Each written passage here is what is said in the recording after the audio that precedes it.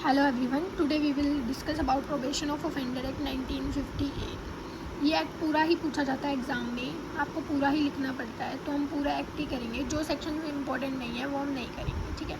ये act enforcement में आया था 16 मई 1958 को। इस एक्ट का मतलब है hate the crime not the criminal, मतलब क्राइम से नफरत करो, क्रिमिनल से नहीं, ठीक है। इस एक्ट का ऑब्जेक्टिव क्या था? Rehabilitation of offender, reform the offender, उसको अपॉर्चुनिटी दो सुधरने की, या फिर prevent offender from becoming criminal, उसको प्रिवेंट करो क्रिमिनल बनने से, ठीक है।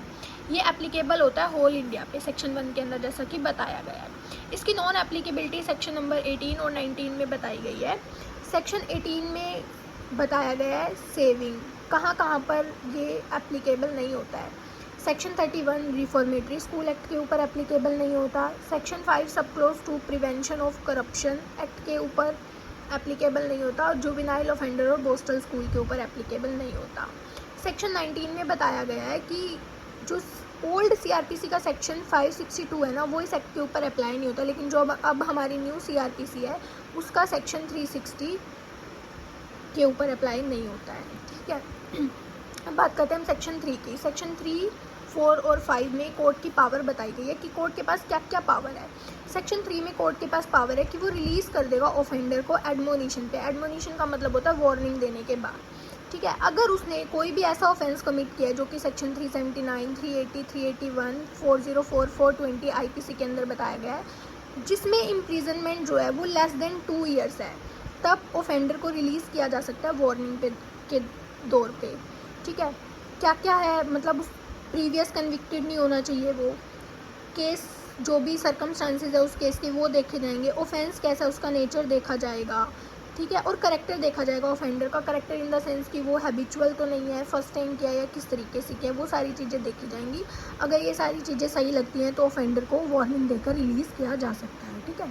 तो सेक्शन 4 बात करता है release offender on probation of good conduct. Good conduct के ऊपर भी उसको रिलीज़ किया जा सकता है, ठीक है। लेकिन जो पनिशमेंट है, जो इम्प्रिजनमेंट है, वो लाइफ इम्प्रिजनमेंट या डेथ इम्प्रिजनमेंट नहीं होनी चाहिए, ठीक है। उसमें देखो उससे 3 ईयर्स का बॉन्ड लिखवा लिया जाता है, विद और विदाउट श्योरिटी होता है जो। बाकी सेम चीज़ें, सर्कमस्टांस देखा जाएगा, करेक्टर देखा जाएगा, नेचर देखा जाएगा, और प्रोबेशन ऑफिसर की रिपोर्ट देखी जाएगी कि उसने क्या रिपोर्ट दिया उसके गुड बिहेवियर के ऊपर, उसके गुड कंडक्ट के ऊपर, ठीक है। सुपरविज़न ऑर्डर दिया जाएगा 1 ईयर का, 1 ईयर तक उसको जो भी है सुपरवाइज किया जाता है, ठीक है। फिर बात करते हैं हम सेक्शन 5 की। सेक्शन 5 बात करता है कंपनसेशन ऑर्डर। कंपनसेशन ऑर्डर का मतलब होता है जो कोर्ट है वो जिस पर्सन ने ऑफेंस कमिट किया है उसको कंपनसेशन का ऑर्डर दे देगी। क्या कंपनसेशन का? या तो जो भी केस की जो भी प्रोसीडिंग है उसकी जो भी कॉस्ट लगी है उसको वो पे करनी पड़ेगी, या फिर उसको जो भी लॉस हुआ है, इंजरी हुई है उस पर्सन को जिसके भी अगेंस्ट ऑफेंस हुआ है, उसका जो भी इंजरी का जो भी जितने भी अमाउंट का लॉस है उसको कंपनसेशन देना पड़ेगा, जिसको हम एज अ फाइन कह सकते हैं। तो सीआरपीसी में, न्यू सीआरपीसी में सेक्शन 421 और 422 के हिसाब से फाइन है, और ओल्ड सीआरपीसी में 386 और 387 के अकॉर्डिंग, ठीक है। नाउ अब हम बात करते हैं सेक्शन 6। सेक्शन 6 बात करता है रिस्ट्रिक्शन की। रिस्ट्रिक्शन का मतलब है कि कोई भी ऑफेंडर जिसकी एज जो है वो 21 ईयर्स से कम किया है, अंडर 21 ईयर्स है, तो उसकी अगर पनिशमेंट जो है वो लाइफ इम्प्रिजनमेंट नहीं है, तो सर्कमस्टांस देखा जाएगा, केस का नेचर देखा जाएगा, करेक्टर देखा जाएगा, रिपोर्ट देखी जाएगी प्रोबेशन ऑफिसर की। ये डिज़ायरेबल नहीं है कि उसको रिलीज़ किया ही किया जाए, देखा जाएगा कि उसकी फिजिकल और मेंटल कैपेबिलिटी क्या थी जिस टाइम उसने ये ऑफेंस कमिट किया था। तो रिस्ट्रिक्शन है, अगर वो उसको रिलीज़ करना चाहते हैं तो कर भी सकते हैं, नहीं करना चाहते हैं तो नहीं भी करेंगे, ठीक है। सेक्शन 7 बात करता है report of probation officer to be confidential. जो भी प्रोबेशन ऑफिसर ने रिपोर्ट दिया है वो कॉन्फिडेंशियल रहेगी, उसको किसी के भी आगे डिस्क्लोज नहीं किया जाएगा, ठीक है। सेक्शन 8 बात करता है variation of condition of probation.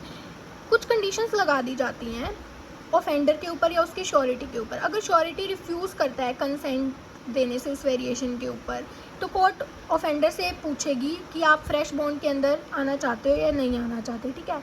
और जो कोर्ट है वो रीज़नेबल अपॉर्चुनिटी देगी दोनों को सुनने की, ठीक है। अगर ऑफेंडर और जो श्योरिटी हैं वो वेरियस कंडीशंस को फुलफिल नहीं करते हैं तो वो लाइबल होंगे पनिशमेंट के, जो भी उन्होंने ओरिजिनल ऑफेंस किया उसकी पनिशमेंट की, ठीक है। अब हम बात करते हैं नेक्स्ट सेक्शन 9 की। सेक्शन 9 बात करता है procedure in case offender fails to comply with condition of probation bond या कंडीशन ऑफ बॉन्ड। जो ऑफेंडर अगर वो फेल हो जाता है, जो भी कंडीशंस कोर्ट ने दी थी उसको फुलफ़िल करने में, तो कोर्ट वारंट इशू कर देगी अरेस्ट का या फिर सम्मन इशू कर देगी। सम्मन जो कि 61 से 69 के अंदर डिफाइन है, वारंट जो कि 70 से 81 के अंदर डिफाइन है। Provisions will apply.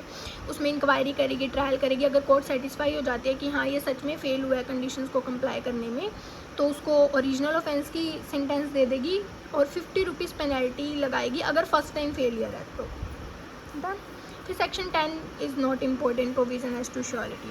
Then section 11 है power of court to appeal and revision. Court के पास पावर है कि वो अपील भी कर सकते हैं, रिवीजन भी कर सकते हैं।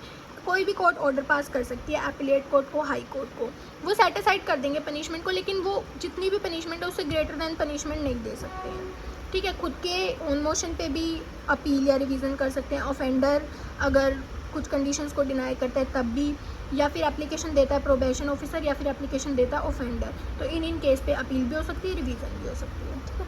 सेक्शन 12 है removal of disqualification, this is not important. Now section 13 बात करता है प्रोबेशन ऑफिसर की। प्रोबेशन ऑफिसर को कौन अपॉइंट करता है? स्टेट गवर्नमेंट अपॉइंट करती है, या फिर provided by any society which is recognized by state government या any other person which court deems fit in its opinion. जिसमें भी कोर्ट को अपने ओपिनियन से लगता है कि हाँ ये पर्सन सही है, प्रोबेशन ऑफिसर बनने के लायक है, तो उसको court as a probation officer appoint करती है। कौन कंट्रोल करता है इसको? डिस्ट्रिक्ट मैजिस्ट्रेट के कंट्रोल में होता है ये प्रोबेशन ऑफिसर का जो भी सिस्टम है। ठीक है। नेक्स्ट हम बात करते हैं सेक्शन 14 की। ड्यूटीज़ क्या होती है प्रोबेशन ऑफिसर की? देखो, वो इंक्वायरी करेगा, केस के जो भी सर्कमस्टांसिस हैं, होम स्टडी रिपोर्ट बनाएगा, ऑफेंडर की सराउंडिंग को देखेगा, सुपरवाइज करेगा प्रोबेशनर को। प्रोबेशनर कौन होता है? जो कि रिलीज़ हुआ है। ठीक है। एडवाइस और असिस्ट करेगा, कंपनसेशन पे करने के लिए बोलेगा। ठीक है, या कोई भी अदर ड्यूटी।